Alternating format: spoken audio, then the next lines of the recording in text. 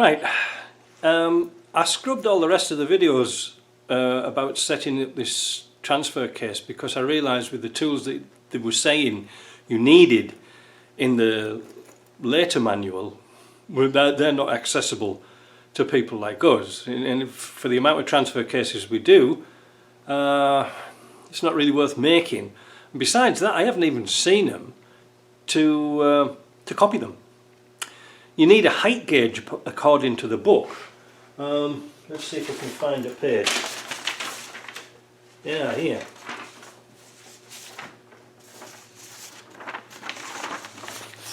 You see here? This LRT41-014-3, that's a height gauge. I don't know what size it is. So I couldn't use that method. And it would be stupid for me to actually tell you how to do something that was beyond your capabilities. Now these are quite easy to put back together again without tools because, as I mentioned before, I managed to print out from the memory stick the old LT230 assembly instructions, which are far better. Alright, they're far better. So what I'm going to do is I'm just going to give you a quick rerun of what you're supposed to do, because I've already, where have I put it now? I've already assembled this unit. Where have I put it? Oh, it's here. Can't see for looking. I've already assembled this unit with the shims in, and I certainly ain't going to take it out again. But what I want to explain to you is this. Where is it now? This is the casting that was broken off this transmission here, so I had to change it because putting new bearings in and different castings, well, they could be machined a little bit different.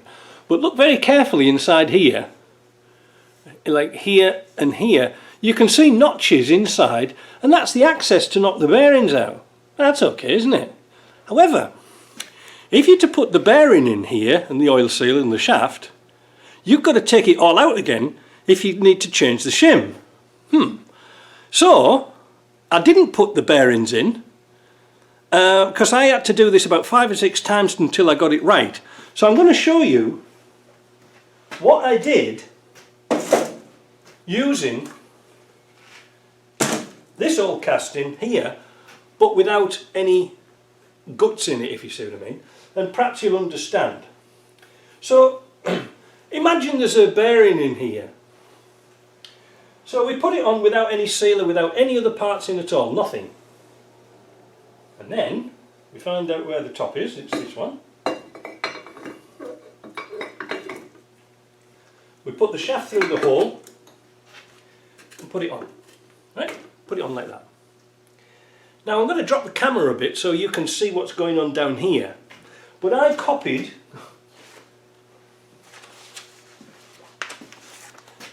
this idea here.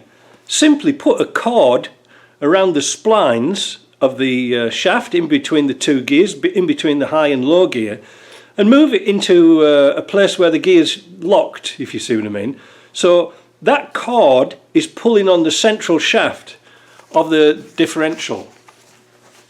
So let me move the camera and I'll try and explain a bit more. Filming this setup here is getting on my nerves. It really is getting on my oriental wick, as my mother used to say. In the scenes you're about to see, I was trying to explain how to do the shimming, but what I didn't realise was, when I put my torch on inside here and put a bright light on, the camera automatically changes its settings. Switch off. And everything went dark, so I have adjusted it a little bit brighter so you could see. But let me explain before you see those scenes, because I did something that I should have explained.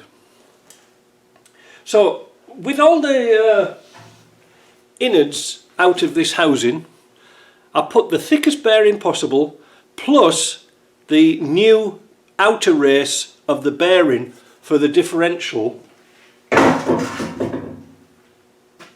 in this housing. Nothing else, nothing else. Alright?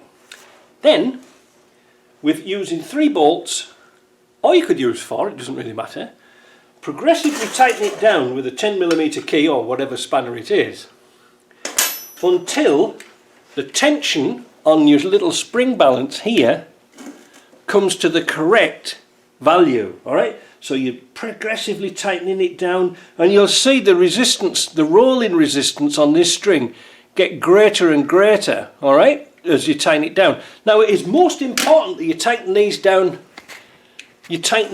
evenly. Alright, now to check that, use feeler gauges. Keep using feeler gauges all the way around, and so make sure it's nice and even. And then once you've got the correct setting on here, you can measure the gap. So measure it in like 4 places and then average it out, you know, like add it all up and divide by 4 to get an average, and remove that thickness from the thickness of the existing shim. Alright? That should be clear. Now, what should the bearings be set at? And this is one thing I didn't mention, I should have. There are 2 different settings in this book here. And it's easy to overlook because you think there's a range. It says here, with the correct shim fitted, the load turn should be 1.36 kilograms to 4.53 kilograms, 3 pounds to 10 pounds. This applies to new or used bearings. New bearings will register the top end and used bearings will register at the low end. This is really, really important, and I shall tell you why using my hands. You see, if you have new bearings, you've got to put a little bit of squeeze on the bearings, a bit of what we call preload. That's why this housing is really important. It nips the new bearings together, and the preload should be no more than 10 pounds or 4.5 kilos. All right.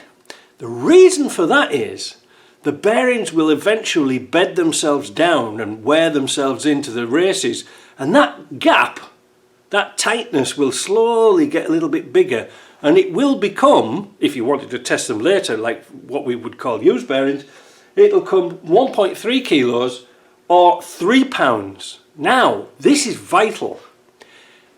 If you put the bearings in too low, so say for example you put new bearings in, but you only put them in at 3 pounds or 1.36 kilos, when they wear, that differential is going to move around.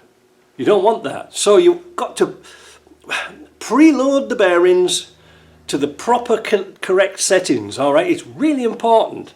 So let's get back to what I was trying to explain, and you'll probably see what a mess it was, but I just don't want to take this apart again. It's bloody frustrating. Keep watching. Perhaps this is a good shot to show you how to put a cord around the shaft and turn it. See? So what we've got to do, we'll wind that up a bit, move my light, in fact we'll wind it all the way and use some of this string up. Right? And I'll show you how to put the string in, because it was really tricky. So what I did was this. In the cover I put a thick shim. Where have I put the shims? So these are the shims, and I chose the thickest shim possible and put it into the behind the new bearing, right? And then with a couple of bolts spaced evenly, like 3 bolts spaced evenly, I pulled this cover down so that I could then get the correct torque or the poundage on here by pulling this weight. You see what I mean? Now that, without any weight on it, is taking 2 pounds. So to get the cord in, I simply dropped it down the side of the big gear here and pulled it down until it actually wrapped around the gear. You see what I mean? That's kind of easy, isn't it? Right. This is the final setup. I've kept my cord on. I've got the top cover here. all got RTV silicone on there. It's all torqued down to 25 Newton meters with Loctite on the bolts. Don't forget that. I'm just going to show you what the final setup is on this fishing scale here that you might be able to see. What we're aiming for is no more than 10 pounds. Can you see? It's very hard for me to do and pull and watch the camera and things like that, but it's around about 10 pounds. That's okay. We can live with that. All right, we can live with that. So that is done. But it is possible to do. But you've got to be careful, and you've got to be careful and measure all the time. Now let me do a little bit of a chat about this. Now you're going to ask me, why didn't I use lead solder like I do when I do the top swivel pins? I simply get a piece of lead solder, wrap it round the pin, thus, tighten the bolts down, take this out, measure the thickness of the compressed solder, and that's the thickness of your shims you require. Thus, easy. So why didn't I do it with this? Because it's aluminium. And the problem with this lead solder, I didn't want to try it because I was frightened of cracking the casting.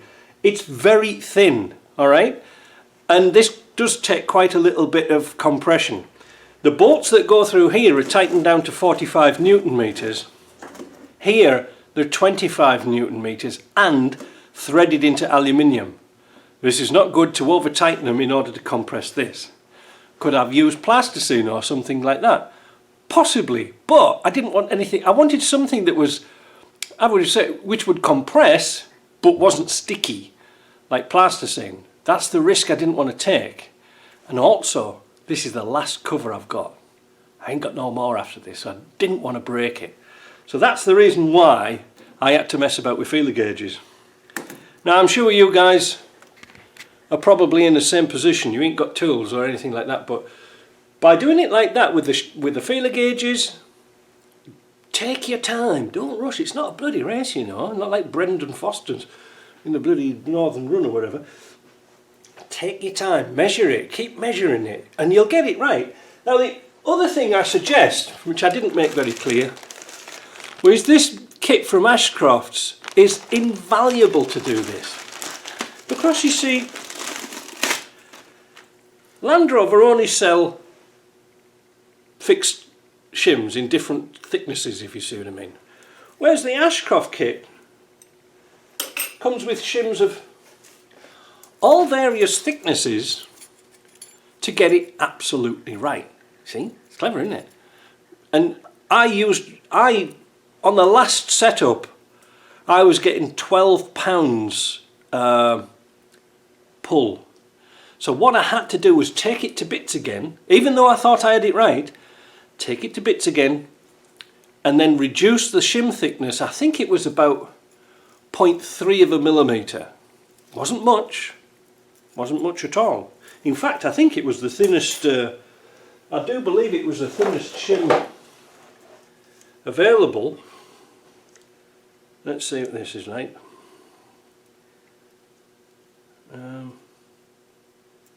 Yeah, see, this is 0.26.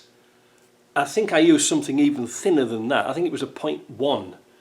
So you can do it. You really can do it. It's not that difficult to do. But just like I said, can't emphasize enough, take your time. This is the trickiest part to set up the diff, and this will stop it getting bonkers noisy and things like this. It'll last a long time now, and it won't be knocky. So I think we can end this part of this video here, and then we'll go on to another section of setting the input gear. Alright, see you in the next video.